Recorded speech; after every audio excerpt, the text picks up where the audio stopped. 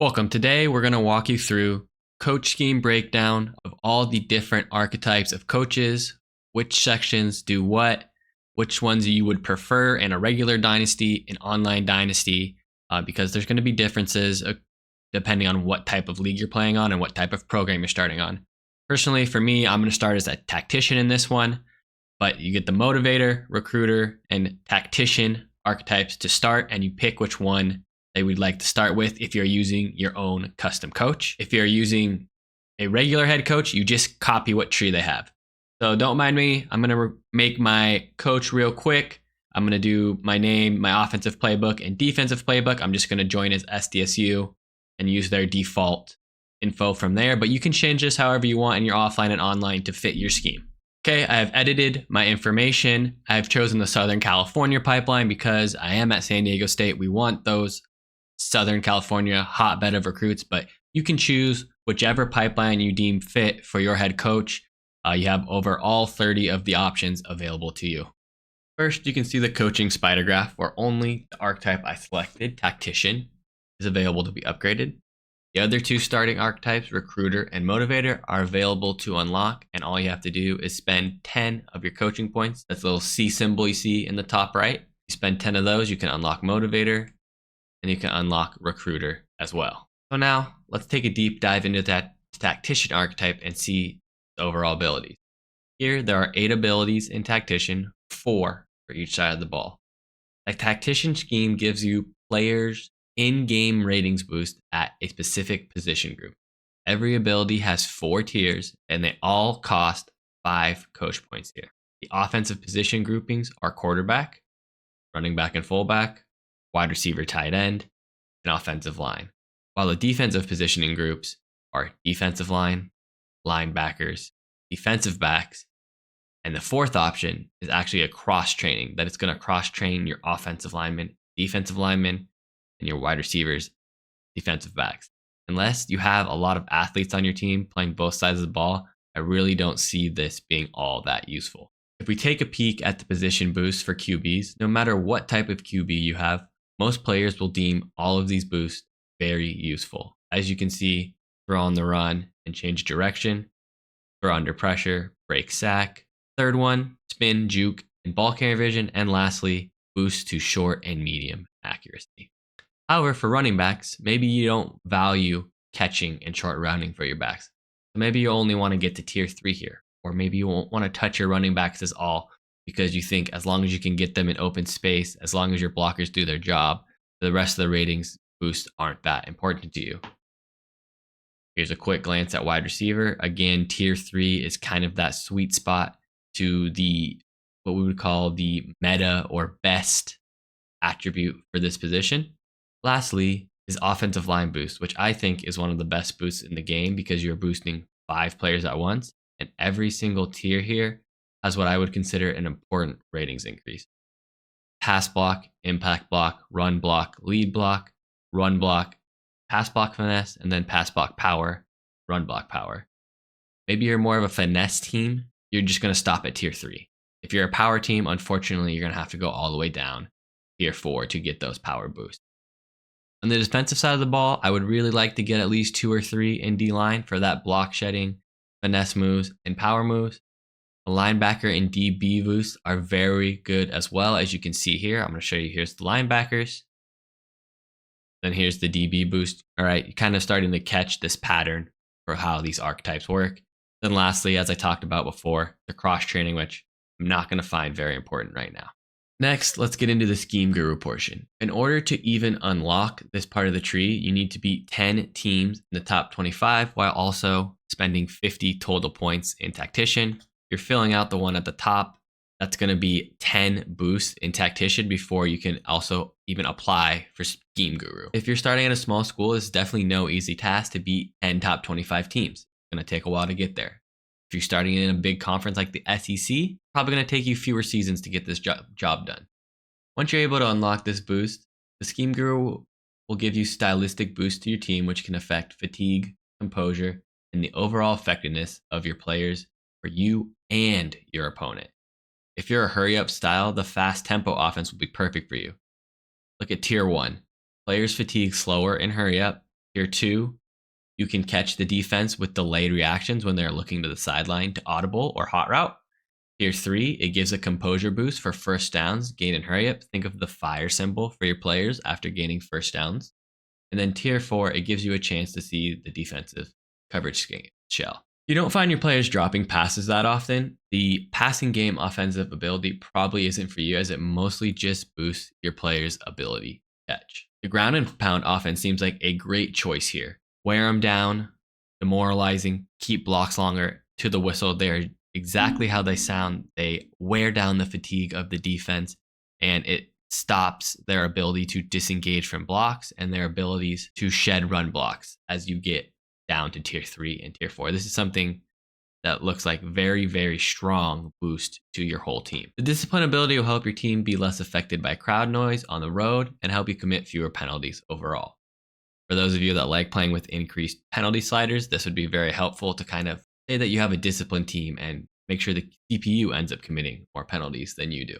Now, these bottom 4 here are all exact counters to the 4 offensive abilities I've already mentioned. The fast tempo defense is a counter to the fast tempo offense.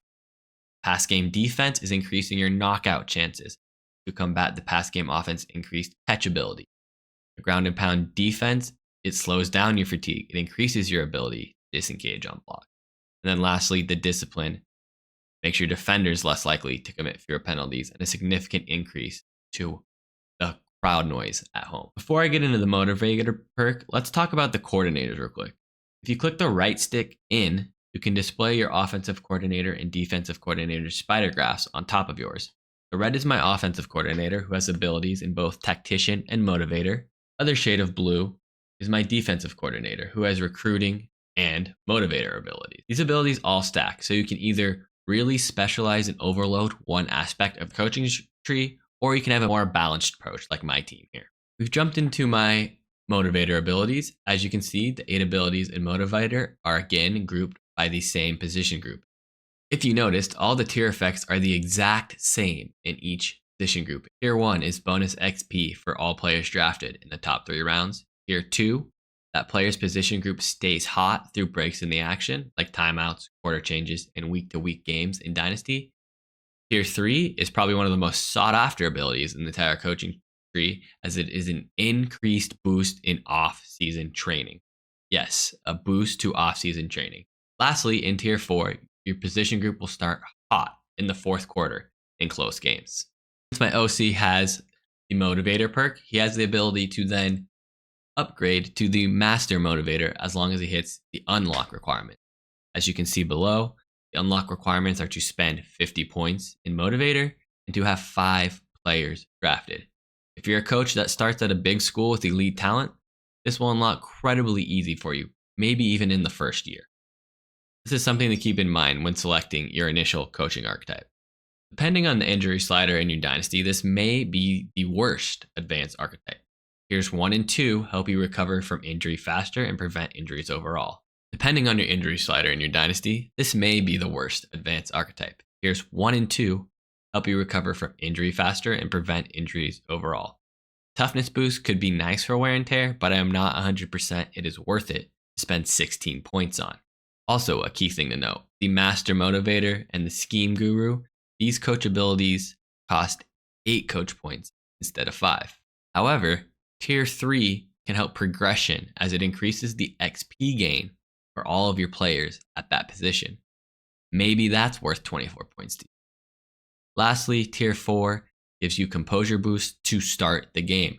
No more walking into home stadiums and your whole team's instantly cold because you're playing at the #1 ranked stadium in the nation. Lastly, I've jumped into my defensive coordinator for this example. This is the recruiting archetype, which may be the most coveted by most of you people out there, especially for those of you that like just recruiting and simming games and rebuilding a 30-year dynasty. You might want to use this to start at a low program and increase your recruits as fast as possible. Again, you see the same 8 ability and position grouping structure. Tier 1 will make you have less time to fully scout this player position group. Tier 2, your recruiting actions will have bigger impacts. Tier 3 will increase your recruiting hours for your position group. And Tier 4 will give you increased starting interest on recruit. These abilities are super helpful to targeting the type of players you want in your program. Elite Recruiter is going to be very difficult for you small school users to get in the beginning. You need 2 top 5 recruiting classes to unlock it. However, once you do unlock it, it seems that it may be very useful. Tier 1 will give you an additional interest gain for every 10 hours spent on a prospect. Tier 2 will have your school grades have a larger impact. Tier 3 will boost your pipeline bonus, and Tier 4 will boost your ideal pitch grades. For example, I'm San Diego State in this dynasty and have a level 4 Southern California recruiting pipeline, despite not having the best school grades. Tier 3 in the quarterback position group would be very beneficial to me to help me bring in the hotbed of quarterbacks in Southern California. The next 3 archetypes we're going to talk about are essentially hybrids. They are a blend of the 2 starter skills, and there are requirements to unlock them. First is the Archetype,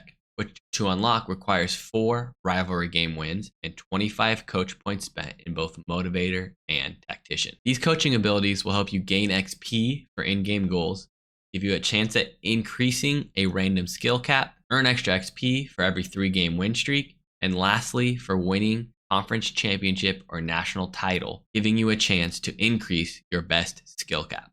Archetype is all about helping you players reach and surpass their potential. Next, we have Strategist, a blend of the recruiting and tactician. You must spend 25 coach points in each of these areas and win 4 bowl games. There's even more added pressure for those bowl games now. The Strategist will help for visits in recruiting, but that is about it.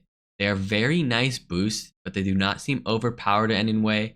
And the unlock goal for Strategist is very attainable as well, with just 4 bowl game wins. Look at Tier 3, bonus interest for every visit a QB has taken before visiting you. This one is very risky. If you wait towards the end of the recruiting cycle for your visits, you may get locked out on those coveted recruits.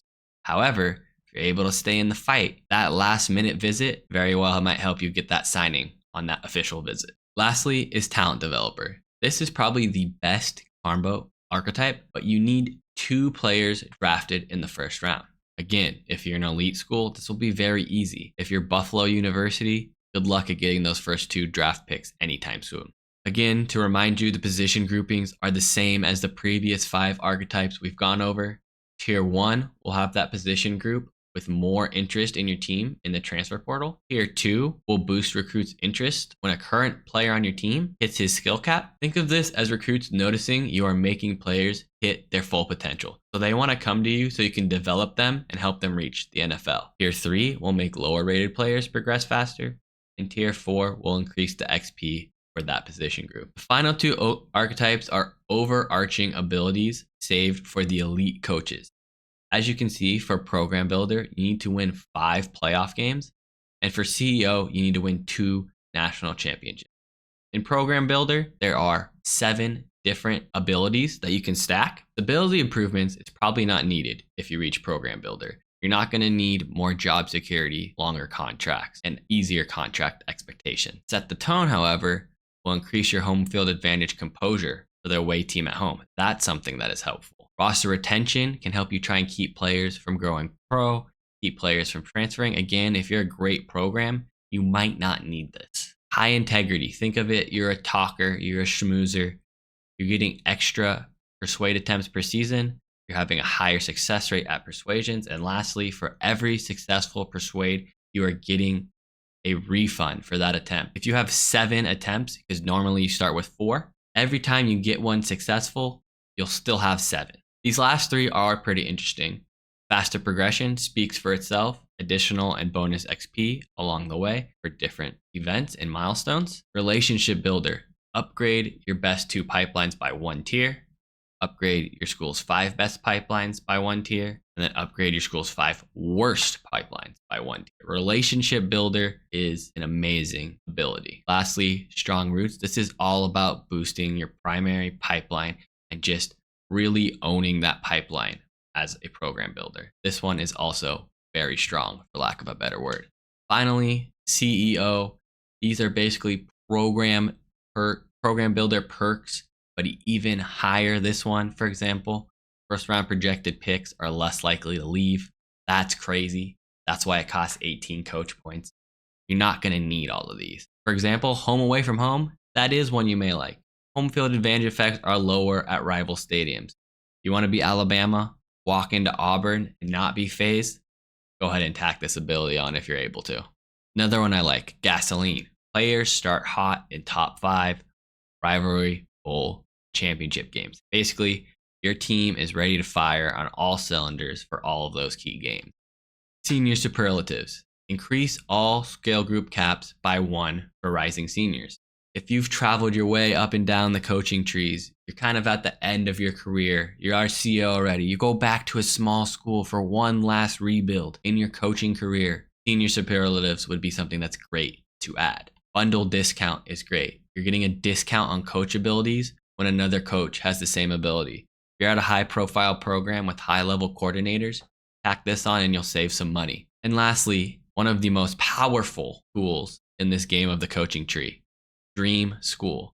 A chance at instant commit when offering a scholarship and you're the top school. Think of NCAA 14 instant commits on scholarship. That's what this is. You have to work your way all the way up to get this, but this is an amazing perk to help you maximize your recruiting. So that will do it for the coaching archetype breakdown. If you have any questions, please feel free to ask in the comments. And overall, I would just love to hear what type of coach you guys are looking forward to building and what school you're going to be doing it at. If you like the info that's been displayed, please feel free to drop a like on the video. It helps me a ton.